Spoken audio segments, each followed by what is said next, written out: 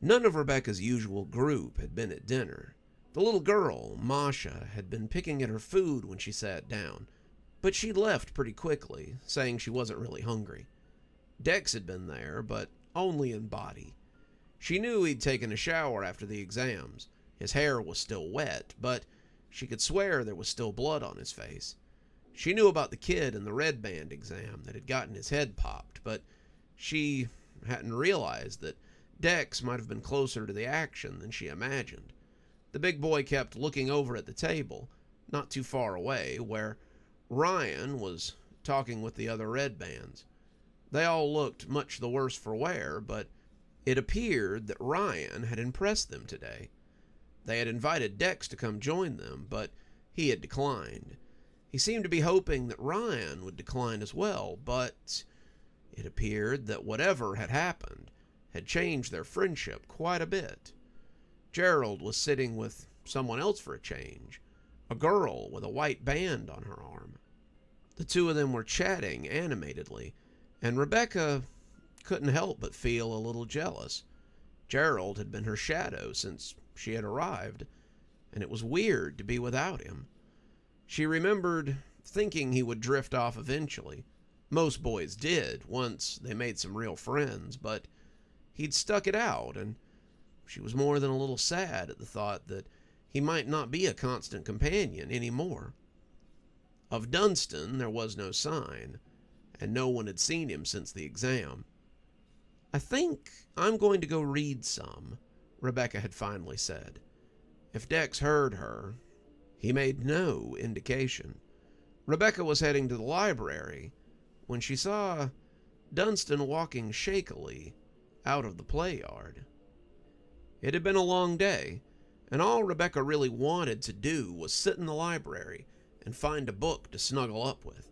She'd been thinking about reading one of the numerous vampire romance novels they had. Not Twilight, but something Twilight adjacent. But something about Dunstan told her that he needed to talk to somebody. It wasn't psychic powers, that wasn't her bag, but it was a look that, if it had been worn by any one of her girlfriends, she would have seen her walking over with a protective arm and questions about what was going on. Dunstan was her friend now, and she wasn't likely to have any other friends in this place once it got what it wanted. She went out to the yard, finding him sitting by himself, and to her surprise he was drinking something from one of the special vending machines. The kindergarten had free food in the cafeteria and snacks in the TV room, but there was a special vending machine towards the back that would dispense alcohol.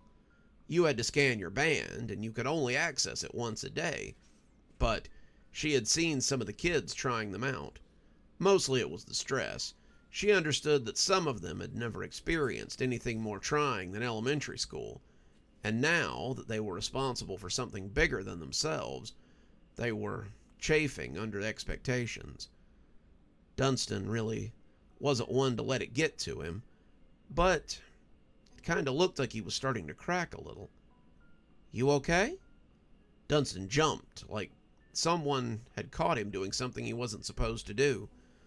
But when he looked up and saw that it was Rebecca, he breathed a sigh of relief. "Yeah, never better," he lied. Rebecca didn't have to guess. She could almost hear the lie in his voice. "We missed you at dinner tonight," she said, and took a seat beside him. Dunstan was looking longingly out at the setting sun as it went down behind the glass walls of the kindergarten play area. It was pretty clear that he was longing for freedom, but weren't they all? They all knew they had a job to do here, but who would ask such a thing of children?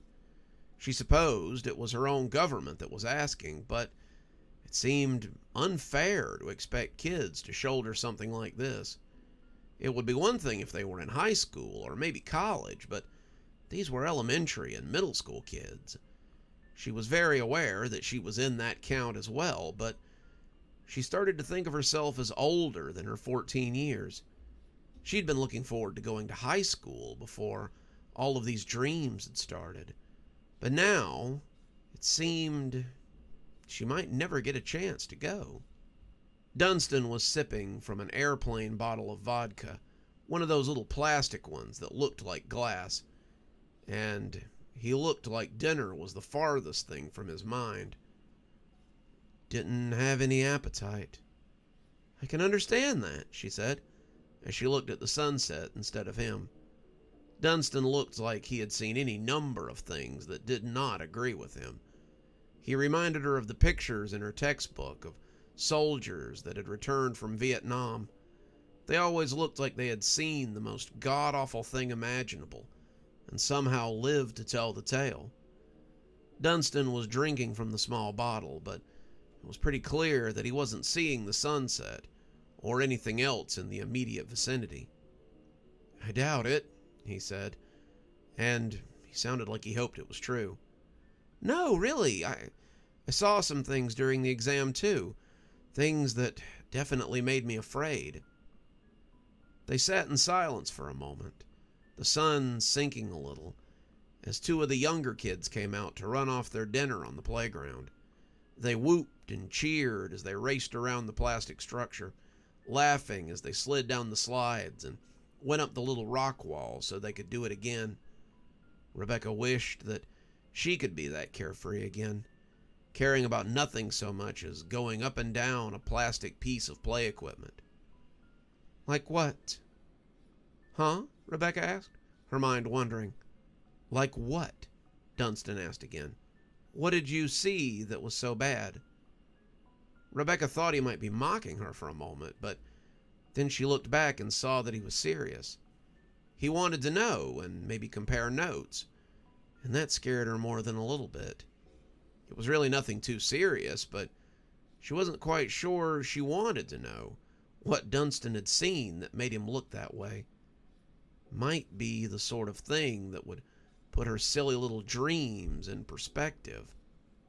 It's silly, Rebecca said, and when Dunstan held out the bottle to her, she heard the liquid jostling inside of it. Take a sip of this. It makes serious things seem silly, and silly things seem very serious. Rebecca looked at the bottle, not trusting the liquid inside. Her mother had always insisted that drinking was for adults.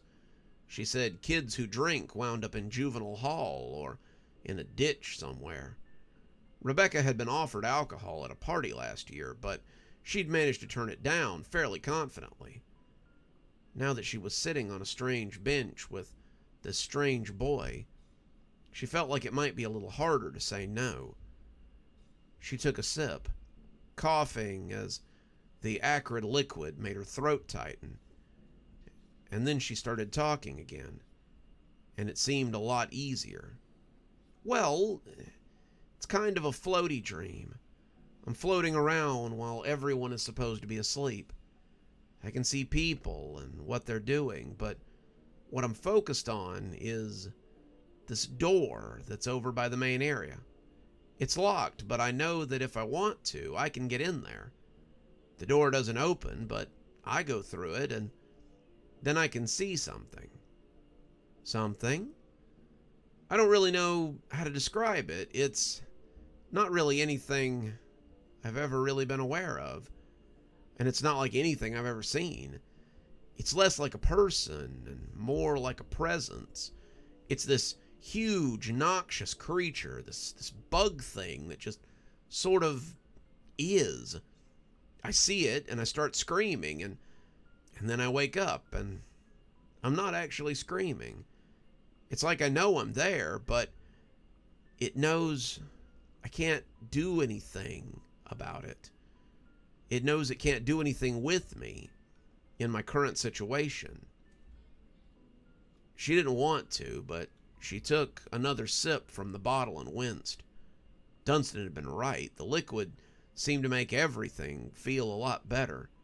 Not a lot better, but better enough. It was easy to see why some adults fell into it and never came back out. It was kind of nice to not have to think about things for a while. Sounds like we might have seen the same thing then. Rebecca looked at him questioningly. She had expected him to tell her any number of things. She'd expected him to tell her how she had seen some little kid getting hit by a car or lured into a stranger's van. She'd expected him to tell her about adults hitting people and murderers creeping into bedrooms at night. She'd expected 1,000 different stories, but not to hear that he had seen the thing that scared her so much. If he'd seen it, then it could be real. And if it was real, then she might never sleep again. Do you mean to say that you've seen it too? Dunstan didn't say. He just sipped at his bottle of airplane vodka and kept looking at nothing. Dunstan, have you seen it? Dunstan kept right on not saying anything. And when he finished the bottle, he reached way back and launched it at the glass that separated them from the woods of wherever it was they were. Rebecca imagined the bottle sailing towards the window before it crashed into the glass and sent it shattering everywhere. She imagined how the glass would spiderweb and then be reduced to fractured obsolescence as that tiny bottle brought it all down. In a way, it would be a miracle like you read about in the Bible. It would give them hope, like the kids here could be that tiny bottle as they smashed apart the whole place. It hit the glass with a hollow thunk and fell to the rubber ground that surrounded the play area.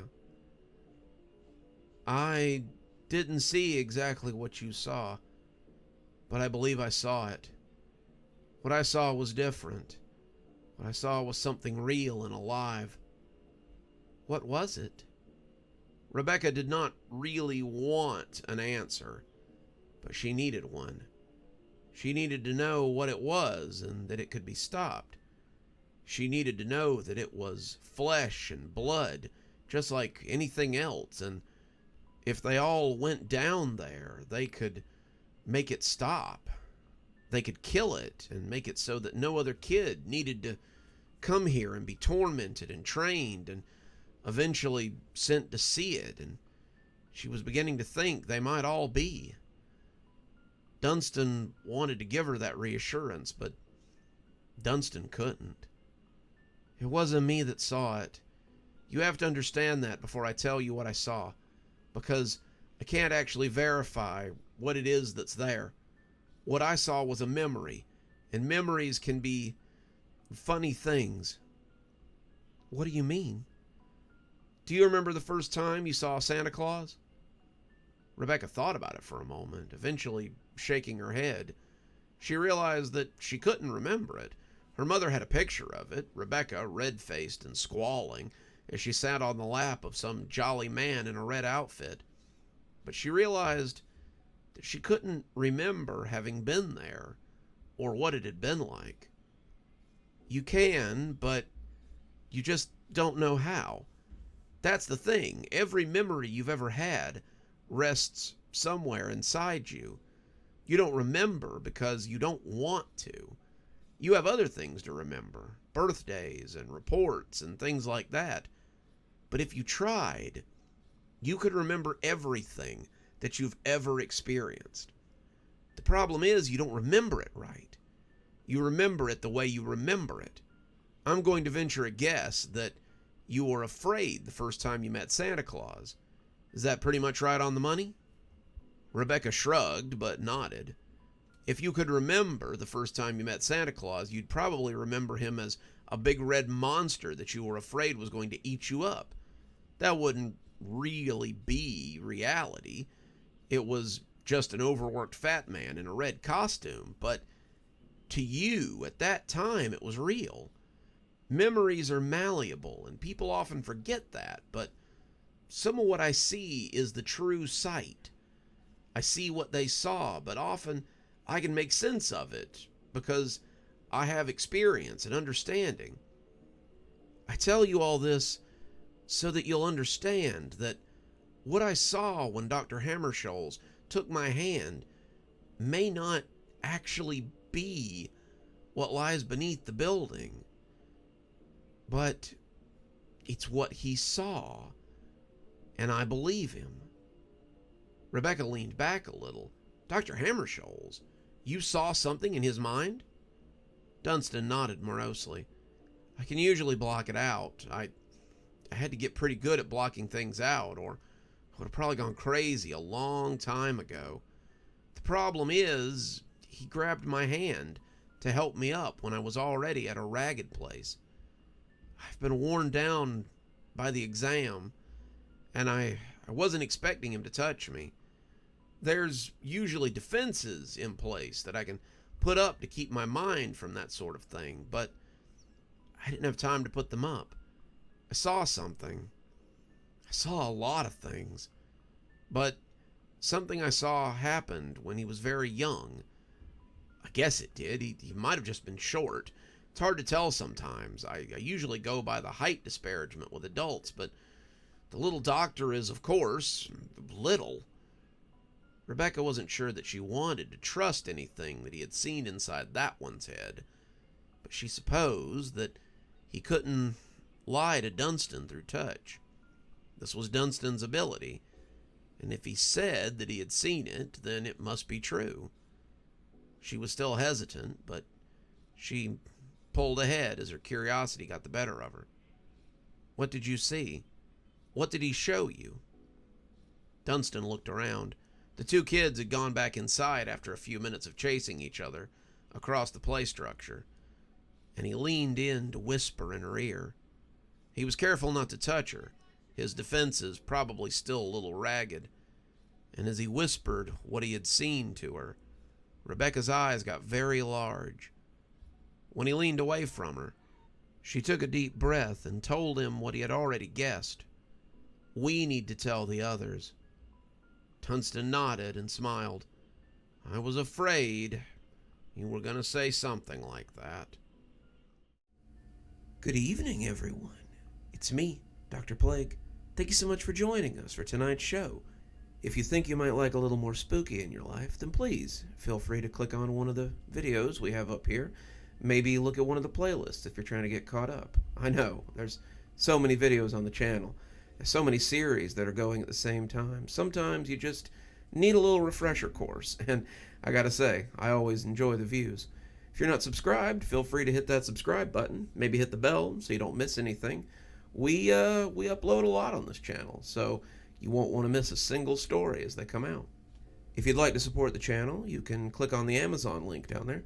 There's quite a few books in my Amazon account. You can have a look, and if you'd like a signed copy, get up with me through email, and I'll be happy to work something out with you. Also, there's links to my Patreon, and you can become a member on the channel if you'd like your spooky a little bit early. Patrons and members on the $5 tier get their videos 12 hours early. That's in the morning, as opposed to in the evening. Patrons at the $10 level also get a signed copy of my book anytime I write one. Speaking of my patrons, you should see them appearing right now. Just wanted to take a minute to say how much I appreciate all of you. Patrons, subscribers, however you give to the channel. I really appreciate everything you do, and it truly touches me that you have chosen to support the channel in this way. Well, that's enough for now. Till next time, Dr. Plague, signing off. Have a wonderful evening.